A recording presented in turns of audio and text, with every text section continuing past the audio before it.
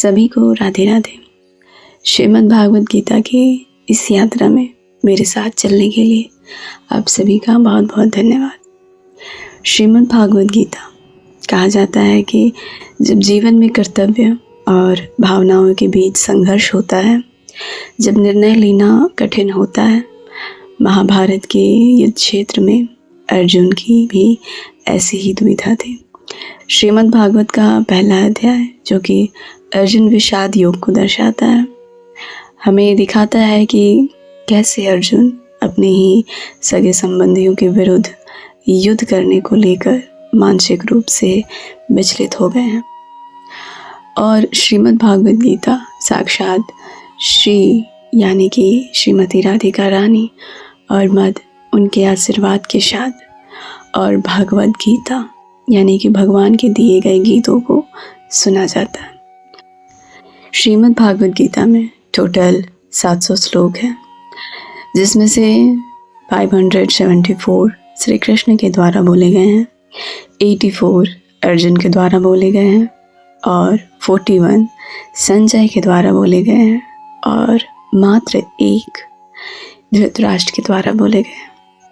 श्रीमद् भागवत गीता की पहले अध्याय में, जिसे अर्जुन विषाद योग कहा गया है, इसमें मुख्य बिंदुओं को देखा जाए तो कुरुक्षेत्र का युद्ध और सेनाओं का वर्णन दिखता है, अर्जुन का युद्ध भूमि में प्रवेश, अर्जुन का मोह और विषाद दिखता है। तो चलिए आइए पहले अध्याय के पहले श्लोक पर दृष्टि डालते हैं।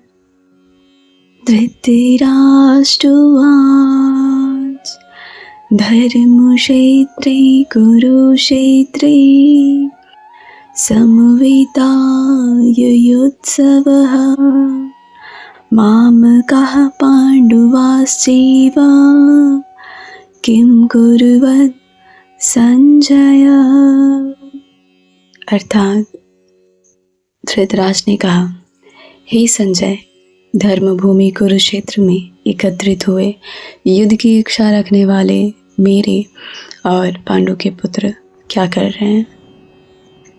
जैसा कि मैंने शुरुआत में बताया कि श्रीमद् भागवत में टोटल 700 श्लोक हैं, जिसमें से 574 कृष्णा के द्वारा बोले गए हैं, 84 अर्जुना के द्वारा बोले गए हैं और 41 संजय के द्वारा बोले गए और 1 धृतराष्ट्र के द्वारा बोले गए थे।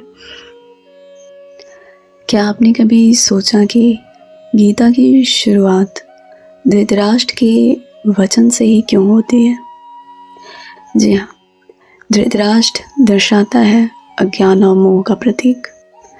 वो अपने पुत्र मोह में इतने लीन थे कि उन्हें धर्म और अधर्म साफ दिखाई नहीं दिया।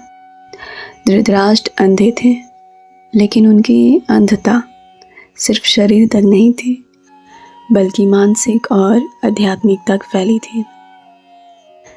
धृतराष्ट्र अपने शब्द में मामका पांडवाश्चैव का प्रयोग करते हैं, जो उनके मोह को दिखाता है।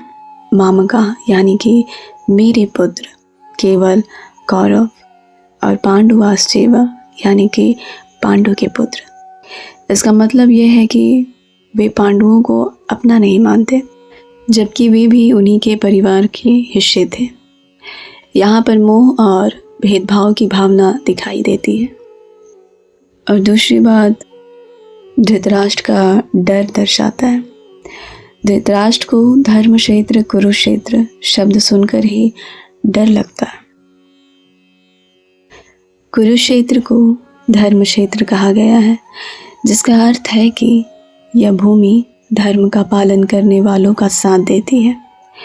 धृतराष्ट्र को यह चिंता थी कि इस भूमि पर धर्म के पक्ष में युद्ध होगा और शायद उनके पुत्र अधर्म के कारण हार जाएंगे।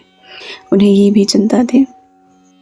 इस श्लोक से हमें यह सीख मिलती है कि मोह, अज्ञान मनुष्य को अंधा बना देती है, जैसे धृतराष्ट्र थे। लेकिन जो व्यक्ति सत्य और धर्म को समझकर आगे बढ़ते हैं, वही जीवन में सफलता और शांति प्राप्त करते हैं। और इसी के साथ पहले अध्याय का पहला श्लोक समाप्त होता है। राधे राधे।